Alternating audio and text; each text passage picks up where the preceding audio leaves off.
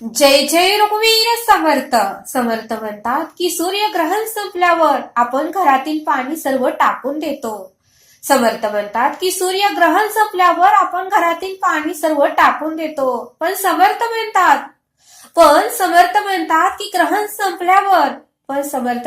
की ग्रहण संपल्यावर आपण घरातील पाणी टाकलं, पण धरणाचे पाणी आणि नदीचे पाणी. पण समर्थ म्हणतात की धरणाचे पाणी, नदीचे पाणी आणि समुद्राचे पाणी हे आपण टाकून दिलं का?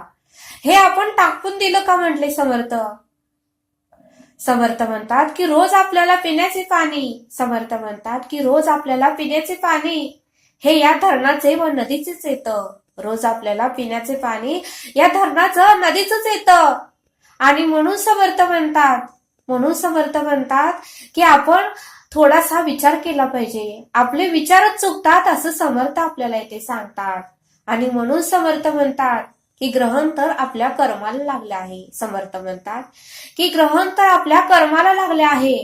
ग्रहणच हे आपल्या देहाला लागलं आहे. हेच ग्रहण आपल्या देहातील विषयांना लागलं आहे. आणि खरं ग्रहण आणि संपूर्ण आपल्या देहालाच लागलं आहे. खरं ग्रहण तर आपल्या संपूर्ण देहालाच लागलं आहे असं समर्थ आपल्याला इथे सांगतात. आणि म्हणून समर्थ म्हणतात की ग्रहण संपल्यावर आपण घरातील पाणी टाकून दिलं, पण समर्थ म्हणतात की नदीचं पाणी आणि धरणाचं पाणी आणि समुद्राचं पाणी फेकता आलं असतं का? आपण ते फेकून दिलं का? नाहीच ना. तर समर्थ म्हणतात की दुसऱ्या दिवशी नळाला पाणी त्या धरणाचंच आलं, त्या नदीचंच आलं. आपण तेच नळाचं पाणी पिण्यासाठी परत भरून ठेवलं. मग समर्थ म्हणतात थोडासा आपण विचार केला पाहिजे. आपण घरातील पाणी तर टाकून दिलं, पण बाहेरच्या पाण्याचं काय? ते पाणी तर ग्रहणामध्येच होतं ना. ते पाणी सुद्धा ग्रहणामधलंच होतं ना. तरी पण आपण ते पाणी पिलंच ना. मग समर्थ म्हणतात की आपण विचार करायला पाहिजे. येथेच आपलं विचार चुकतात असं समर्थांनी आपल्याला इथे सांगितलं. आणि म्हणून समर्थ म्हणतात की आपण शांतपणे थोडासा विचार करायला पाहिजे. तर आपल्याला सर्व प्रश्नाची उत्तरे आपोआपच मिळतील असं समर्थ आपल्याला इथे सांगतात. समर्थ म्हणतात की अन्न हे पूर्ण ब्रह्म आहे. जेवढं आवश्यक आहे तेवढंच आपण स्वयंपाक केला पाहिजे. जेवढं आवश्यक आहे, जेवढा आपल्याला गरज आहे तेवढं अन्नच आपल्याला शिजवता आलं पाहिजे. तेवढाच आपल्याला स्वयंपाक करता आलं पाहिजे. समर्थ म्हणतात की हे अन्न पिकवण्यासाठी, हे धान्य पिकवण्यासाठी त्या शेतकऱ्याला खूप कष्ट करावे लागते. त्या शेतकऱ्याला घाम गाळावा लागतो, त्रास सहन करावा लागतं. आणि मगच त्या शेतकऱ्याला पीक मिळते. आणि म्हणून समर्थ म्हणतात की तुम्ही अन्न वाया घालवू नका. जेवढं आपल्याला लागेल, जेवढं आपल्याला आवश्यक आहे तेवढंच तुम्ही स्वयंपाक करा. अन्न वाया घालू नका असं समर्थ आपल्याला इथे सांगतात. समर्थ म्हणतात की सगळ्या धातूवर वातावरणाचा परिणाम होतो. पण समर्थ म्हणतात की सोने हे एकमेव धातू आहे. या धातूवर कोणत्याच वातावरणाचा परिणाम होत नाही. समर्थ म्हणतात की पितळ या धातूवर वातावरणाचा परिणाम होतो. बेंटेक्स या धातूवरही वातावरणाचा परिणाम होतो. आणि लोखंडाच्या धातूवरही वातावरणाचा परिणाम होतो. पण समर्थ म्हणतात की सोनं हे एकमेव धातू आहे की त्या धातूवर कोणत्याही वातावरणाचा परिणाम होत नाही. ते सोनं कोणत्याही ऋतूमध्ये चमकतच असं समर्थांनी आपल्याला इथे सांगितलं. तसं समर्थ म्हणतात की आपणही आपले कर्मही कोणत्याही वातावरण असू द्या आणि कोणतेही ऋतू असू द्या आणि कोणतीही परिस्थिती असू द्या, आपले कर्मही त्या सोन्यासारखे उत्तम करताच आलं पाहिजे. कोणत्याही वातावरणाचा, कोणत्याही ऋतूचा आणि कोणत्याही परिस्थितीचा आपल्या कर्मावर परिणाम होताच कामा नये असं समर्थांनी आपल्याला इथे सांगितलं. समर्थ म्हणतात की दरवर्षी आपण चिंत्याचा रावण जाळतो. पण समर्थ म्हणतात की थोडा आपण विचार केला पाहिजे. आपल्यामध्येही किती रावण आहे. आपल्यामध्येही वाईट विचाराचा रावण आहे. समर्थ म्हणतात की आपल्यामध्येही कुकर्माचा रावण आहे, आपल्यामध्येही 8 विषयांचा रावण आहे, आपल्यामध्येही अहंकाराचा रावण आहे, आपल्यामध्येही मत्सराचा रावण आहे, आपल्यामध्येही तिरस्काराचा देशाचा रावण आहे. मग समर्थ म्हणतात की ते आधी नष्ट करा. समर्थ म्हणतात की तो आधी नष्ट करा आणि मगच आपल्याला त्या रावणाचा चिंध्याचा रावण जाण्याचा अधिकार आहे. तो आधी नष्ट करा, मगच आपल्याला रावणाचा चिंध्याचा रावण बनवलेला जाण्याचा अधिकार आहे, असं समर्थांनी आपल्याला इथे सांगितलं. आणि म्हणून समर्थ म्हणतात की आपल्या देहामध्ये, आपल्या विचारामध्ये किती रावण आहे ते आधी पहा आणि ते आधी नष्ट करण्याचा प्रयत्न करा आणि मग चिंध्याचा रावण तुम्ही जाळा, असं समर्थांनी आपल्याला इथे सांगितलं. समर्थ म्हणतात की कुठल्याही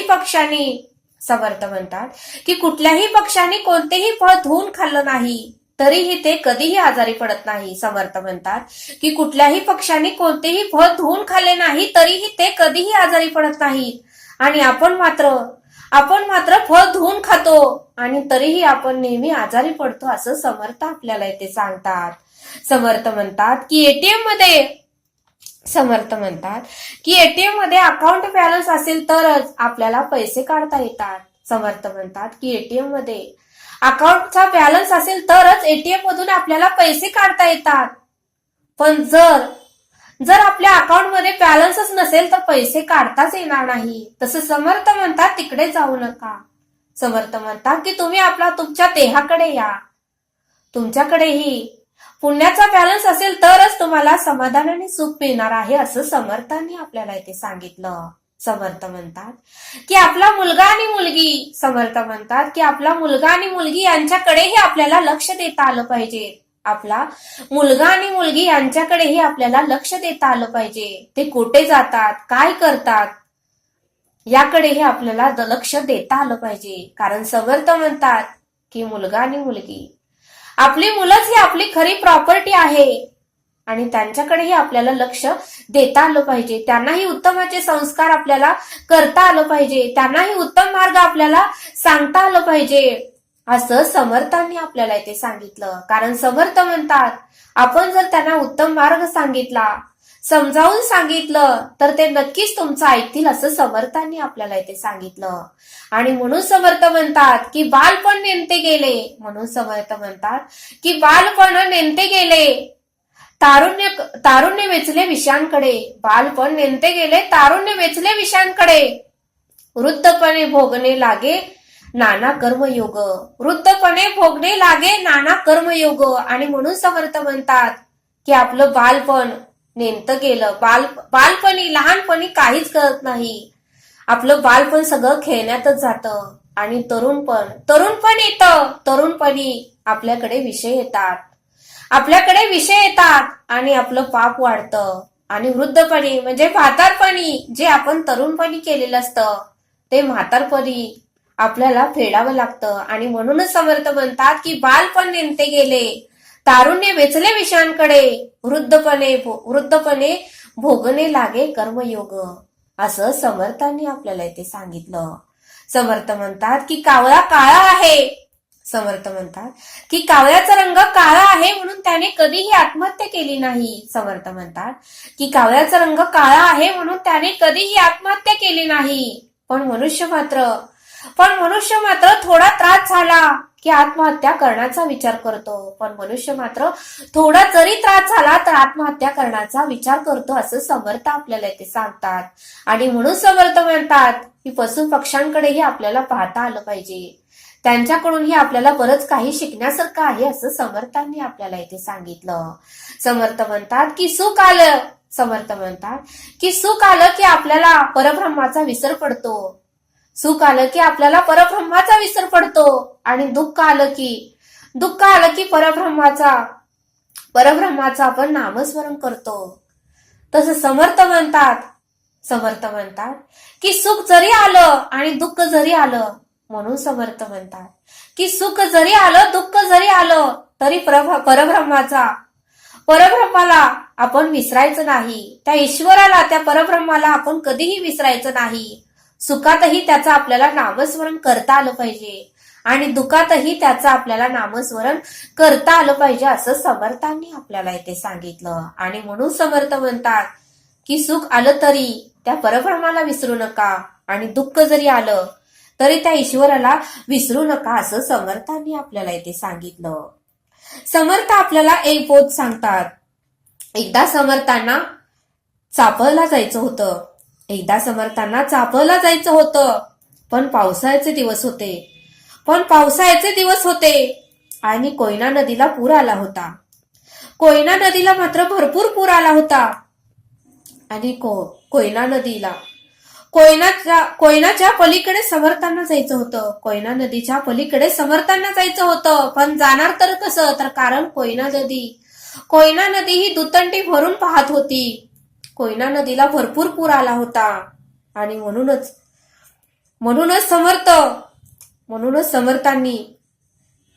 समर्थांनी एकदा पाटणला जायचं ठरवलं. आणि तेथे पाटणला गेल्यानंतर तेथे त्यांना चंदाजीराव पाटणकर भेटले. आणि समर्थांनी चंदाजीराव पाटणकरला सांगितलं की मला नदीच्या पलीकडे जायचं आहे. आणि नदीला पूर आलेला आहे असं समर्थांनी चंदाजीराव पाटणकरला सांगितलं. त्यावेळेस पाटणकर समर्थांना म्हणाले, ठीक आहे, तुम्ही काळजी करू नका, मी होडीवाल्या लोकांना बोलवून घेतो. आणि चंदाजीराव पाटणकर यांनी होडीवाल्या लोकांना बोलावून घेतलं. होडीवाले लोकही आले. परंतु त्यांनी नदीकडे पाहिलं. परंतु नदीला खूप पूर आला होता. आणि होडीवाले लोकही घाबरले. आणि ते समर्थांना म्हणाले, आता तर या नदीमध्ये होडी घालणं म्हणजे अवघडच आहे. कारण नदीला खूप पाणी आलं आहे, नदीला पूर आला आहे. होडी तर बुडणारच, पण आम्हीही बुडू, आमचा जीवही जाईल. त्यामुळे एकही होडीवाला नदीमध्ये होडी घालण्यास तयारच होईना. आणि समर्थांना मात्र कोयना नदीच्या पलीकडे जायचंच होतं. आणि सर्व जणांना बोलावून घेतलं, पण कोणीही नदीमध्ये होडी घालायला तयारच होईना. कारण नदीला भरपूर पूर आला होता. मग आता करायचं तरी काय? मग समर्थांनी ठरवलं की आता नदीमध्ये पोहूनच आपण पलीकडे जायचं. नदीमध्ये उडी टाकून पोहूनच आपण पलीकडे जायचं असं समर्थांनी ठरवलं. परंतु शिष्य मंडळी समर्थांना म्हणाले, समर्था, तुम्ही असं करू नका. महाराज, तुम्ही असं करू नका. नदीला पाणी आहे, पाण्यामध्ये सुसरी आहेत, मगरी आहेत, भोरेही पुष्कळ आहेत. तेव्हा तुम्ही आजचा जायचा बेत रद्द करा. आणि तुम्ही नदीचं पाणी पूर ओसरल्यावरच जावा. त्यावेळेस समर्थ म्हणाले, एवढंच कारण आहे ना? मी तर आजच जाणार आहे. विश्वकर्माने केलेल्या पंचभूताचाच देह आहे. हा देह आहे. हा गोळा नाही, शेवटी हा गोळा नाहीसाच होईल ना. आम्ही तर या देहावर केव्हाच तुळशीपत्र ठेवले आहे. असे शिष्य मंडळींना समर्थांनी सांगितलं. आणि समर्थांनी कोयनेच्या पुरात उडी टाकली. आणि समर्थांनी कोणाचंच ऐकलं नाही आणि कोयनाच्या पुरामध्ये उडी टाकली. आणि पाहता पाहता समर्थ अर्धा टप्पा गाठला. पोहता समर्थांनी अर्धा टप्पा गाठला. पण एका भोवऱ्यात समर्थ सापडले. व 3 वेळा खालीवर होऊन समर्थ दिसेनासेच झाले. समर्थ कुणा शिष्यांना दिसलेच नाहीत. सर्व लोक मात्र समर्थांना नावं ठेवू लागले. काही लोक म्हणाले, समर्थांच्या ऐवजी दुसरं कोणी असतं तर चाललं असतं. आता समर्थ हे जग सोडून गेले. त्यांचा संप्रदायही जाणार. त्यांच्या मार्गदर्शनाखाली चाललेल्या राज्यालाही खीळ बसणार. असे सर्व लोक बोलू लागले. काही वेळाने होडीवालेही तेथे आले. होडीवाल्यानेही सर्व प्रकार पाहिला आणि दुसरा दिवस उजडला. दुसऱ्या दिवशीही पाटणकरांनी चाफळास निरोप पाठवला. दुसऱ्या दिवशी पाटणकरांनी चाफळास निरोप पाठवला व भोई लोकांनी गर टाकले. भोई लोकांनीही गर टाकले. हेतू हाच की निदान देह तरी हाती लागावा, निदान समर्थांचा देह तरी हाती लागावा. पण तेही व्यर्थ गेले. पण तोही प्रयत्न व्यर्थ गेला. समर्थांचा देह हाती लागलाच नाही. पुन्हा तिसरा दिवस उजडला. तिसऱ्या दिवशीही चापल होऊन कल्याण आणि उद्धव आले. तिसऱ्या दिवशीही चापल होऊन कल्याण आणि उद्धव आले. त्यांनीही समर्थांचा खूप तपास केला. समर्थ ज्या ठिकाणी नाहीसे झाले ते ठिकाणही त्यांनी हेरले. समर्थ ज्या ठिकाणी नाहीसे झाले ते ठिकाणही त्यांनी हेरले. कल्याणाने शेवटी नदीमध्ये उडी टाकण्यास तयार झाले. परंतु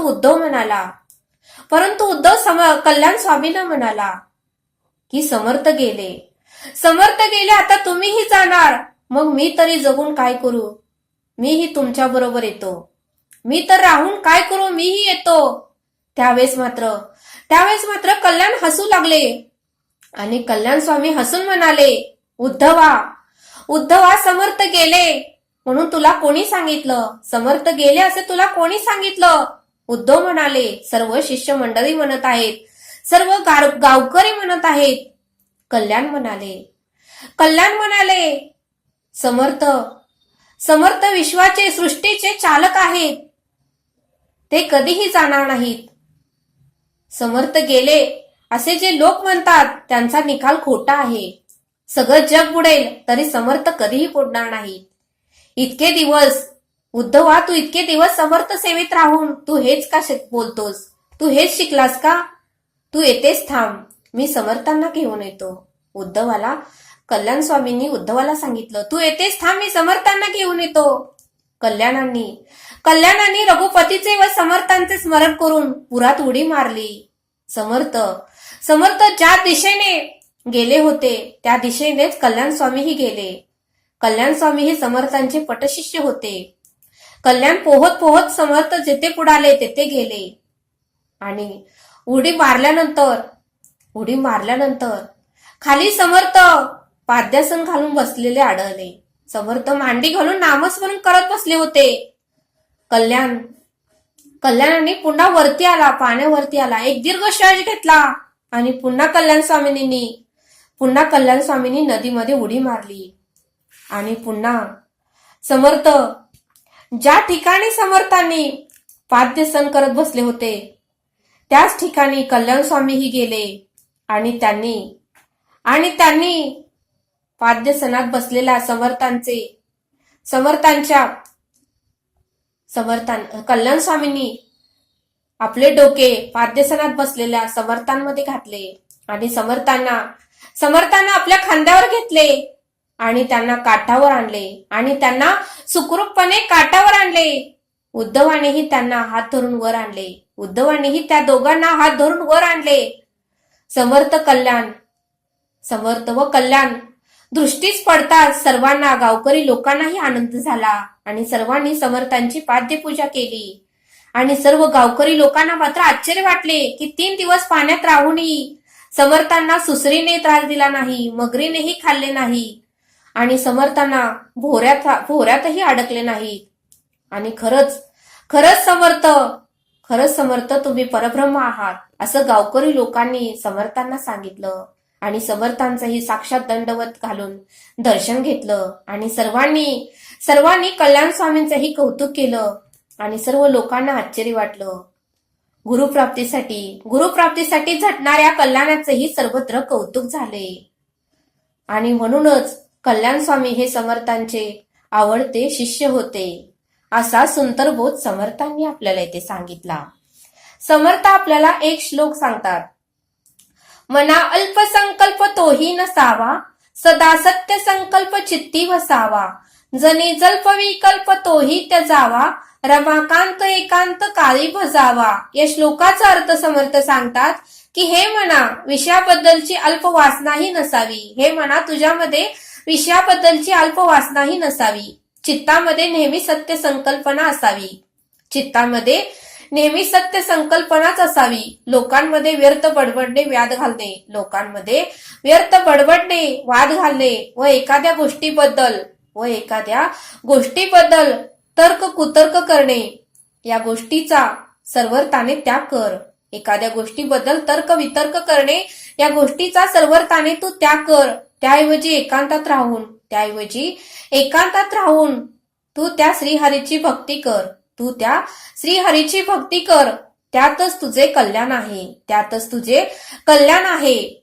असा या श्लोकाचा अर्थ समर्थांनी आपल्याला येथे समजावून सांगितला. तरी आता आपण येथेच थांबूया. हा व्हिडिओ आवडल्यास सबस्क्राईब करा. भेटूया पुढील भागात. धन्यवाद. जय सद्गुरू.